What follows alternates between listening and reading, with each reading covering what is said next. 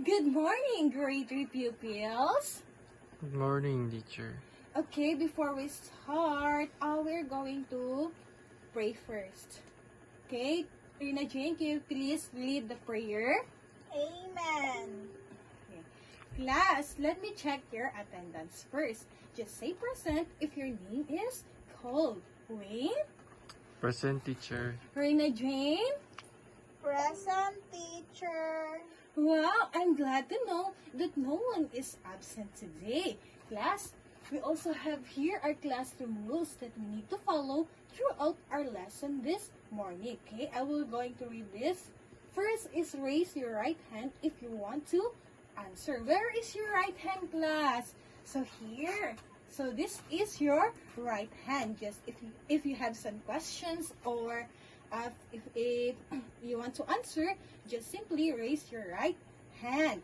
So next is be respectful. So always respect your friends, your teachers. Okay, is our classroom rules clear to you, class? Okay, so class, before we deep dive to our discussion, I will show you some pictures. So what are these picture, class? Have you ever tried seeing this kind of pictures? Okay, Rina Jane? I've tried some. Do you know what our picture is this? It seems like instrument, teacher. All right, very good. So these pictures are instruments. So have you ever tried seeing this, or have you ever tried playing this kind of instrument? Yes, teacher. What kind of instrument? I Rina? tried the piano. All right, The so church. alright, so Rina Jane have tried playing piano. Okay, so this is what we call instrument. So class, today, our lesson for today is all about recognizes musical instruments through sound. But before that, I am going to read first the objectives that we need to attain at the end of our lesson.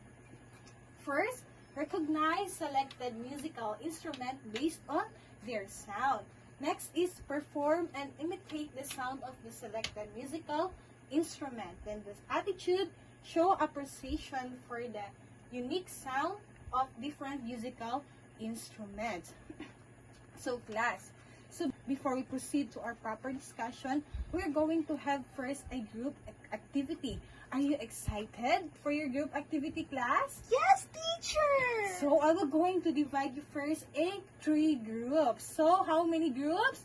3 groups. So first, let's count first. 1, 2, 3. Okay, so in this row, all group 1 will be sit here, group 2 at the middle, and here is the our group 3. So class, so the direction is listen carefully to the sound, then write or draw the instrument you hear. So I'll be given the each group a device. So hatagan na ako ang each group nga cellphone. Then naay i-play diri nga instrument, sound sa instrument. Then you will going to describe what instrument you hear. So like this, class.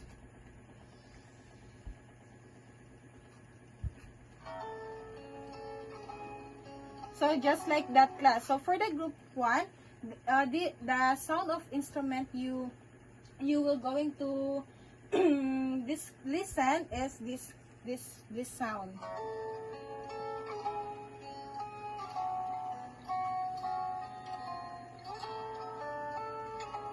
So pwede niyo i-draw or isulat ang inyong instrument na inyong nadunggan. Then is ingon ninyo kung unsa to na klase na instrument. Okay, understand? So sa group 2 kay kaninga instrument, then you are going to identify what instrument.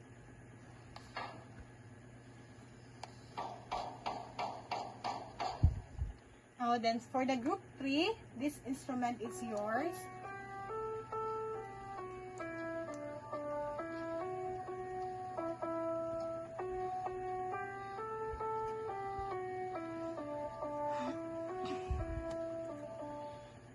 Then after that, you will going to check your answer. So I will be only giving you a 5 minutes to do your work. So are you done, class? Okay, Yes, teacher. so let's see if your answer are correct. We're going to check it.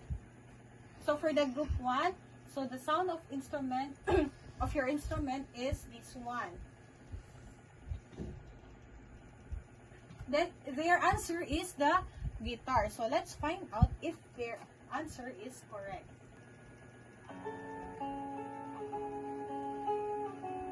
So listen carefully, class, okay? Group 2, listen. So the answer of group 1, this kind of instrument, this sound is guitar. So group 2 is the answer of group 1 really correct? Okay, let's find out. All right, very good. The group 1 got the correct answer. So this sound is the guitar. So let's give yourself a 3 claps because you all groups got the correct answer. They are successfully identify what kind of instrument sa ilahang na gihatag nako nga sound sound na gihatag nako sa ilaha. So let's give yourselves a 3 claps.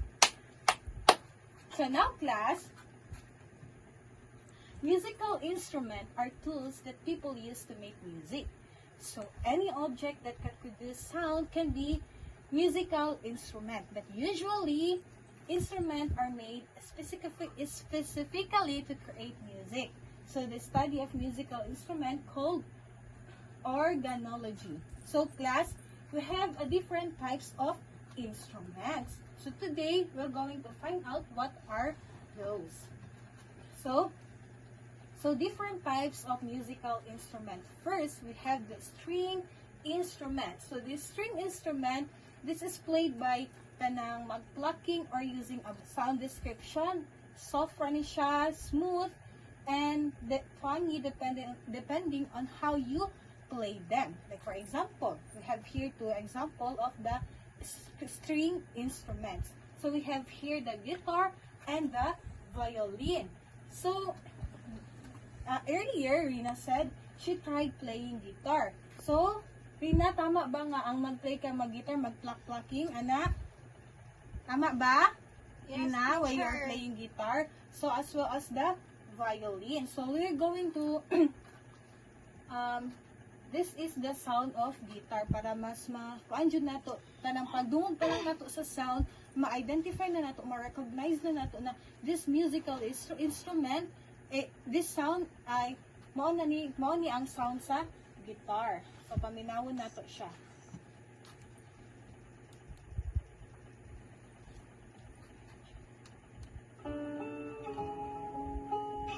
So mao ni ang sound sa guitar. Then next is we have the violin. So paminawon to nato ang sound sa violin para ma-differentiate po nato ang ilahang kanang kalainan. Ma-differentiate po nato ang ilahang sounds. So mao ni.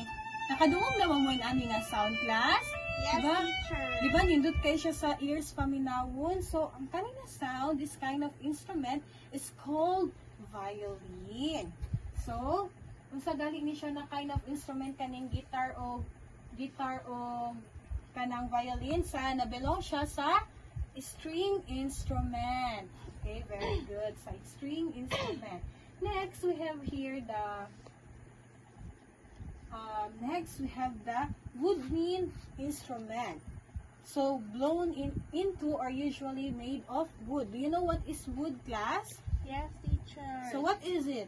Kahoy, teacher. So, this kind of instrument daw na made siya sa wood. So, first example kay flute, then clarinet. So, paminawon na to ang sound sa flute ha, para like kumadunggan na to siyang, ay kaniti, ay flute, gani nga sound. So, this sound pala kay flute siya nga instrument.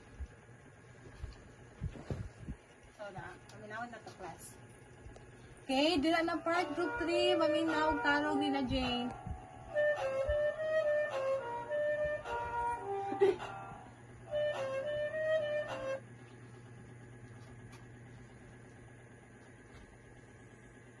So, di ba, kanang nakakita na mo inani? Yun na Wala pa, Jane? teacher. So, wala pa mo nakakita og flute. So, Okay. ikaw Wayne, nakakita na ka? Yes, teacher. So, nakakita na ang uban. Pero ang uban, kay nakakita lang sa kanang sa TV or sa video. So, mo ni ang flute class. So, dapat i-panin nyo ha ang mga different sounds sa mga different instrument. So, we have a clarinet sound.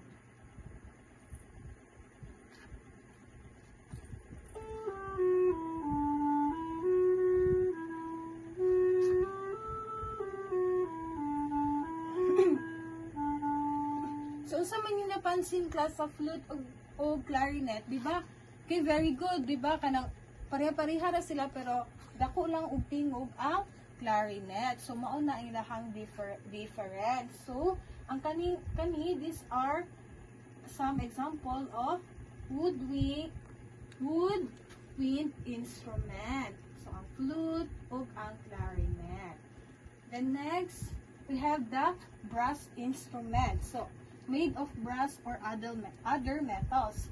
So, this kind of instrument kay loud kay siya, kusog kay siya, og strong, then bright. So, we have here a trumpet and trombone. So, nakakita na mo inani class? Nakatry na mo play ani or nakakita? Okay, so, nakita ninyo sa video. So, usahay po kung kanang naay mga kanang parade, di ba? So, So, paminawon na to ang sound sa trumpet. This instrument.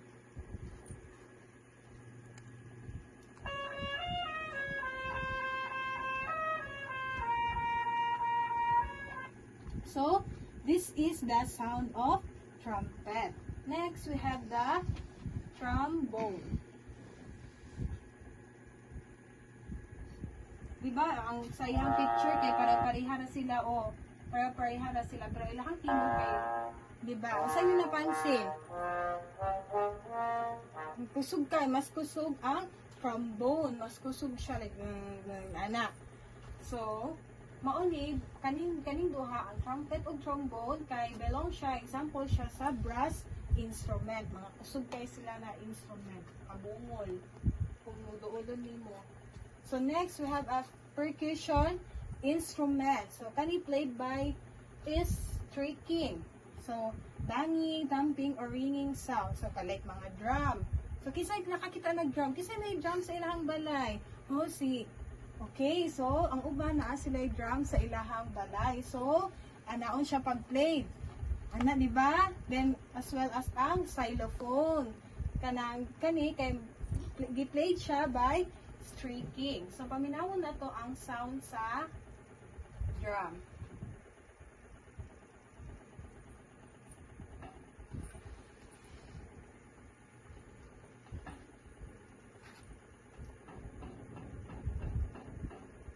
So, this is the sound of the drum instrument. Then, next is xylophone. So, kisa po na xylophone sa ilahang balay. Okay, Serena J, na siya xylophone sa ilahang balay. So, we're going to hear the sound of xylophone.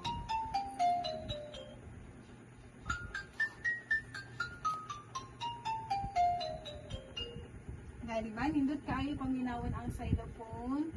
So, the drum and the xylophone class belong siya sa percussion instrument played by striking. So, last one, we have the keyboard instrument. So, from the word keyboard, so played by pressing keys. So, can play soft or loud notes, high or low notes, like kanang piano or organ. So, si teacher na siya piano sa balay, nag-play po si teacher o piano. So, we're going to play this kind of instrument na magtuplog-tuplog ta sa iyahang mga keys. Then, so paminawon na to ang sound sa piano. piano. Okay, paminaw mo tarong class ha, para unya, makapanin nyo kung ang mga different sounds sa instrument, musical instrument.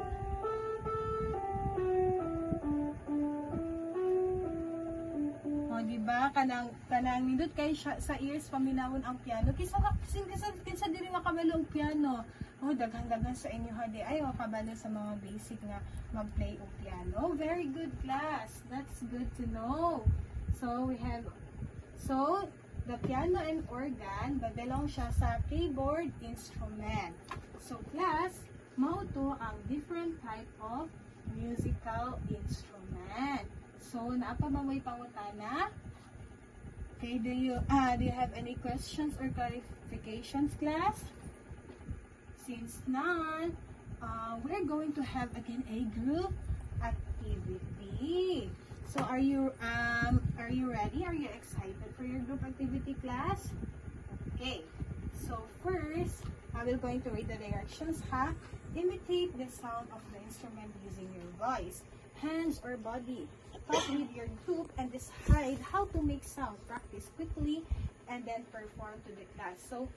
So katong sa grupo ninyo ganiha di ba na may 3 groups. So katong among your group kay sa group 1 guitar. So ang inyong buhaton kay i-imitate ninyo using your voice, hands or body kung paunsa i-play ang guitar. So sayon das siya class. Ayo ninyo lisod-lisod inyong kaugalingon ha. Just do your best and practice lang mo among your group in ana. Then gayahon lang ninyo ang sound sa guitar kung paunsa siya i-play. Then i-perform ninyo here in front so that your classmate will be able to see kung paunsa ninyo i-perform. Then ang group 2 you have the drum. Then the group 3 kay piano. So is our group activity clear, class? Napabawi pangutana or nalibugan? Since none, you may now start talk among your group. Then after that, I will be giving you 5 minutes to do your work. Then first, i-present na diri ang group 1, then next group 2 and group 3. So are you done, class? Sure. So, wow, very good. So, but before you start doing your activity, basahon sa anak ko ang rubrics para naamoy mas sundon sa inyong points. So, sa accuracy, kung tama ang pag-imitate sa sound sa instrument na naamo, so you have a 10 points. Then, teamwork, if nag-operate tanan, you have 5 points. And kasi una nakakuman, na sila 5 points. Total of 20 points. So, is our rubric clear, class? Okay, you may now start doing your group activity. So, are you done, class? Okay, so very good. So let's check the presentation of group 1. So sa group 1, kanang ang accuracy sa ilahang presentation kay tigaan nato sila og 9 points only. So linaw tayo no kay gi-imitate ninyo ang sound sa guitar, kung sa siya i-play, gi-amuban kay nag-ana-ana sa ilahang kamot. Gigamit nila ang ilang voice. So, very good. Then, teamwork. Then, we're going to give them a 5 points. Kaya, as I can see, they, nagtagnabangay jud sila. Then, time bound, 5 points. So, na sila, 9 plus 5, 14. Plus 5, 19. Very good. May tayo mo mag-count. So, ang group 1, na sila, 19 points. So tanan mo nakakuha og dako nga points. So let's give yourself a 5 claps. So 1 2 3 4 5. So nag-enjoy ba mo sa inyong group activity, class? Nag-enjoy ba mo na imitate ang instrument na na-assign sa inyo, ha? Okay, that's good to know. So, do you have any questions, class? So, since none, I will be the one to ask you some questions. So, how can we recognize musical instrument? Okay, so we recognize musical instrument by listening to their sound. Like ganiha, di ba? Each instrument, ipaminaw nga to ang ilahang sounds. So, ma-recognize na to sila by listening sa sound. Then, why do instruments sound different from each other? Alright, very good. So, they are different from each other kasi they made by different, ang uban manggod kay made by wood, like sa gidiscuss din ni teacher, made by metal. So, mauna, lahi po sila og sound. Very good. So, what do you feel while listening to different instrument sounds? Okay, what do you feel? So, you feel happy and kanang soft siya sa feeling. So, kasi ang kanang mga dito ang gamit na ito nga kanang bitong instrument or maminaw lang pa, like, diba, ang uban magud kay maka-find ta dira og comfort and happy pud ta. Okay, very good, clap. Let's give yourself an amazing clap. You know how to do it? Okay, I will do it first. So, 1, 2, 3, 1, 2, 3, zing, zing, zing, amazing! Okay, so for now, we're going to have an individual activity class. So first, let's get your paper and answer this. So I will be read the direction. Read each question carefully and choose the correct answer. Are you done, class? Okay, so since you already done, pass your paper here in front. Okay, next is get your assignment notebook and write your assignment. So I will read the directions. Draw 3 musical instrument. How many musical instrument you draw? You will draw. So 3, okay? 3 ka musical instrument. Then you learn today and write their names. Then write at least 1 sentence about how each instrument sounds. So are you done writing, class? Okay? Since all are done na, that's all for today, class. Goodbye, class. Goodbye. Bye-bye.